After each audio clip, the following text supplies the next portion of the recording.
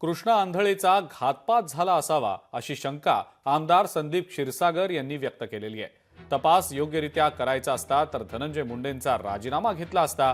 एखादा विषय अंगलट येतो तेव्हाच माणूस गायब होतो। कृष्णा आंधळे आता सापडेल असं वाटत नाही असंही संदीप क्षीरसागर यांचं म्हणणं आहे।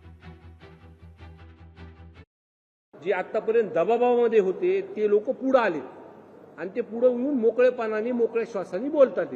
तरी सुद्धा या प्रकरणापर्यंत फास्ट ट्रॅक वरती हे प्रकरण चालून आणि प्रशासनाला जर मोकळा श्वास मोकळ्या मनाने जर काम करायचं असेल तिथे तर धनंजय मुंडे साहेबांना जर राजीनामा घेतला तर या विषयामध्ये जे जे कोणी गुन्हेगार आहेत किंवा अजून काही गुन्हे समोर येतील लोक अजून मोकळ्यापणाने तिथे बोलतील। एखाद्या व्यक्तीला पोलिसांनी पकडायचं ठरवलं की तो 24 तासात सापडतो।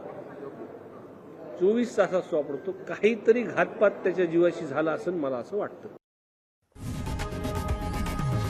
लोकशाही मराठी ऐका, पहा, जागरूक रहा।